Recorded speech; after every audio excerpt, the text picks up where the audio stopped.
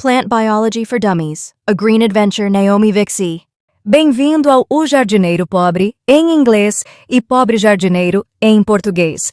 O podcast que fará você amar plantas, mesmo que ache que todas parecem iguais. Módulo 7. Hoje, vamos embarcar no módulo 7, explorando o mundo da biologia das plantas, revelando seus segredos de uma maneira fácil e divertida, cheia de analogias que farão você pensar: "Uau, agora eu entendi." Pronto, então pegue seu café, relaxe e vamos começar. Você já se sentiu perdido em um jardim botânico, olhando para plantas com nomes estranhos e se perguntando qual a diferença entre elas? Calma, você não está sozinho. A biologia das plantas pode parecer complicada, mas, na realidade, é como uma história cheia de personagens, reviravoltas e segredos fascinantes. E para começar nossa aventura, vamos falar sobre nomenclatura científica, o RG das plantas. Imagina que tem um amigo chamado João, mas cada pessoa chama-o de um jeito diferente. A professora chama-lhe João. Os amigos chamam Jota, o primo diz Juanito, e alguém ainda inventa Johnny. Que confusão, não é? Se alguém perguntar, onde está o Johnny? Talvez tu nem saibas que é o João, pois com as plantas acontece a mesma coisa. Em cada lugar, as pessoas dão nomes diferentes às mesmas plantas. No Brasil, a mandioca tem vários nomes: mandioca, aipim ou macaxeira. Mas um botânico francês provavelmente nem conhece nenhum desses nomes. Então, como é que um botânico brasileiro fala com um botânico francês sem criar confusão? Há muito tempo, um cientista chamado Carl Linneu teve uma ideia genial. E se nós dermos às plantas um nome igual em todos os países do mundo? Ele inventou a nomenclatura científica, um nome especial em latim, uma língua usada por cientistas na época. É como se cada planta tivesse um RG universal. O gênero é a primeira parte do nome científico. É como o teu apelido da família. Exemplo, o gênero Canis é o apelido do grupo onde estão cães, lobos e coiotes. Todos têm características parecidas. A segunda parte do nome chama-se epíteto específico. É como o teu nome pessoal, que te distingue dos teus irmãos e primos. O lobo chama-se Canis lupus. Canis é igual a gênero, sobrenome da família. Lupus é igual a espécie, nome próprio. Assim, em qualquer país do mundo, um cientista sabe exatamente de que animal ou planta estamos a falar. A tangerina confusa. Em Portugal dizemos tangerina, no Brasil dizem mexerica, em Espanha dizem mandarina. É a mesma fruta, mas imagina um cientista português a falar com um espanhol. Cada um usa um nome diferente. O nome científico evita a confusão, Citrus reticulata, o milho que muda de nome. Em Portugal, chamamos milho, em Moçambique é chibé, e em Angola pode ser maçango. Mas para um botânico do Japão, talvez nenhum desses nomes faça sentido.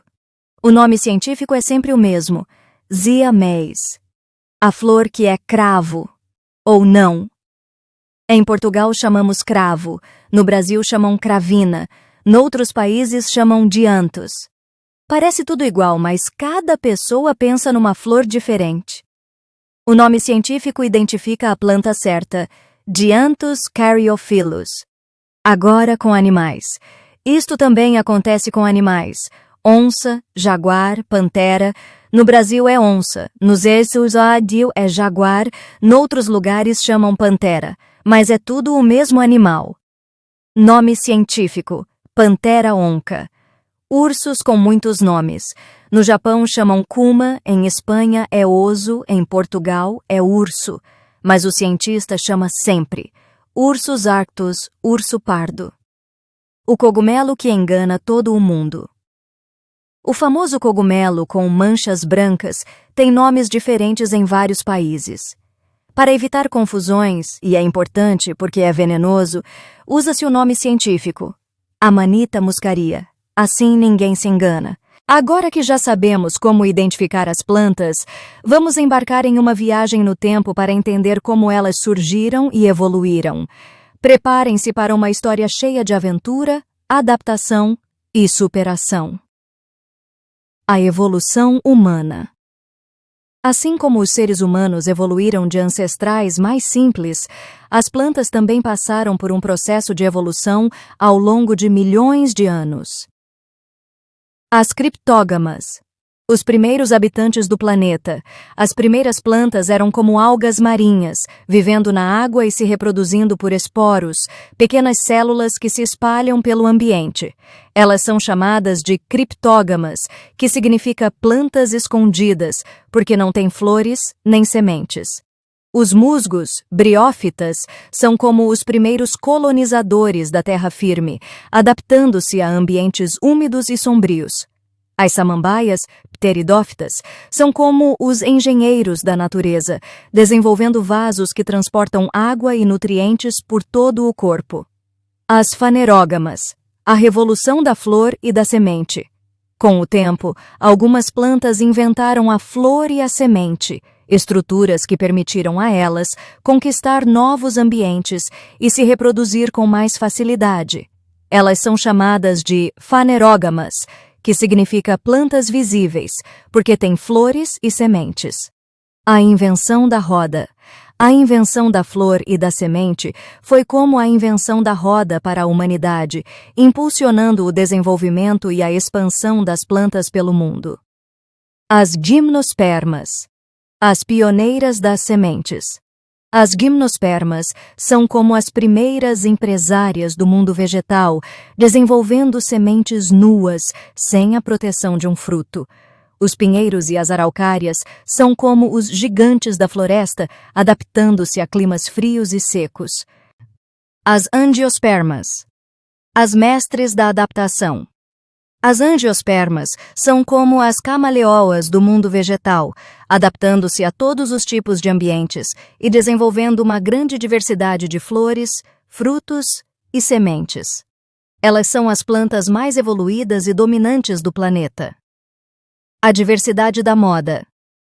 Assim como a moda está sempre mudando e se adaptando às novas tendências, as angiospermas se adaptam a diferentes ambientes e desenvolvem uma grande variedade de formas e cores. Agora que já conhecemos a história da evolução das plantas, vamos entender como elas se reproduzem, ou seja, como elas fazem bebês. Preparem-se para uma aula de biologia com um toque de romance. O encontro romântico. Imagine que as flores são como pessoas apaixonadas, buscando um par para dar continuidade à vida. A polinização é o encontro romântico entre o pólen, o espermatozoide da planta, e o óvulo, que resulta na formação da semente, o bebê da planta. Os agentes polinizadores, os cupidos da natureza. Para que o romance aconteça, as flores precisam de um cupido que transporte o pólen de uma flor para outra. Esse cupido pode ser o vento, a água, os insetos, os pássaros ou até mesmo o ser humano. As abelhas são como as carteiras da natureza, transportando o pólen de flor em busca de néctar. Os beija-flores são como os mensageiros alados, voando de flor em busca de alimento. O vento é como o flechador invisível, espalhando o pólen pelo ar. A fecundação, o beijo apaixonado. Quando o pólen chega ao estigma, a parte feminina da flor, ele viaja até o ovário e fecunda o óvulo. É como se fosse um beijo apaixonado que dá origem a uma nova vida. A semente. A cápsula do tempo. O óvulo fecundado se transforma em semente, que contém o embrião da nova planta. A semente é como uma cápsula do tempo, protegendo o futuro da planta até que as condições sejam favoráveis para germinar. O fruto. A embalagem da semente. O ovário da flor se transforma em fruto, que protege a semente e ajuda na sua dispersão. É como se fosse a embalagem da semente, garantindo que ela chegue em segurança a um novo lar. A propaganda da natureza. Os frutos são como a propaganda da natureza, atraindo os animais para que eles comam e espalhem as sementes por aí. Agora que já sabemos como as plantas se reproduzem, vamos conhecer as partes que compõem o corpo delas e entender como cada uma funciona. Preparem-se para uma aula de anatomia e fisiologia vegetal. O corpo humano. Assim como o nosso corpo é formado por diferentes órgãos que trabalham juntos para nos manter vivos, o corpo da planta é formado por diferentes partes que desempenham funções específicas. A raiz. O sistema digestório. A raiz é como o sistema digestório da planta, absorvendo água e nutrientes do solo. O caule. O sistema circulatório. O caule é como o sistema circulatório, transportando água, nutrientes e açúcares por todo o corpo da planta. As folhas. Os pulmões e o estômago. As folhas são como os pulmões, absorvendo gás carbônico do ar para a fotossíntese, e como o estômago, produzindo o alimento da planta através desse processo. As flores. Os órgãos reprodutores. As flores são como os órgãos reprodutores, responsáveis pela produção de sementes e frutos.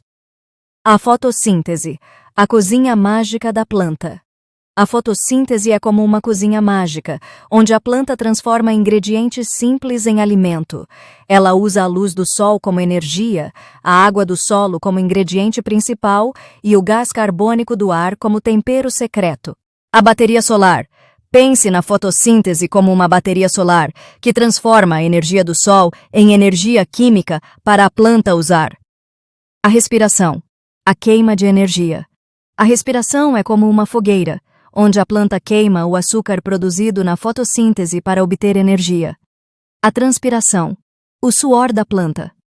A transpiração é como o suor do nosso corpo, ajudando a planta a controlar a temperatura e evitar o superaquecimento.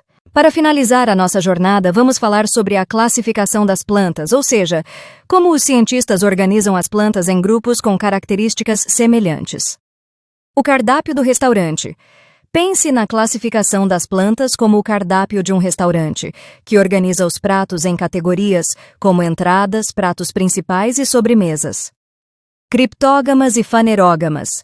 As grandes divisões. Assim como os restaurantes podem ser divididos em diferentes tipos de cozinha, as plantas podem ser divididas em dois grandes grupos, as criptógamas e as fanerógamas. Gimnospermas e angiospermas. Os tipos de semente. Dentro das fanerógamas, podemos encontrar dois grupos principais, as gimnospermas e as angiospermas.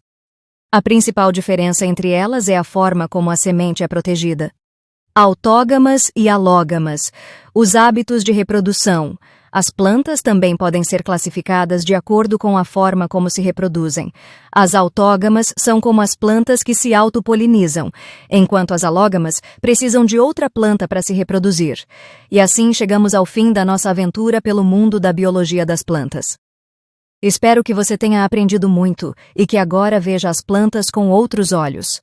Lembre-se, elas são muito mais do que simples objetos decorativos. São seres vivos, complexos e fascinantes, que desempenham um papel fundamental na manutenção da vida no planeta. Se você gostou deste episódio, compartilhe com seus amigos e familiares e deixe um comentário com suas dúvidas e sugestões.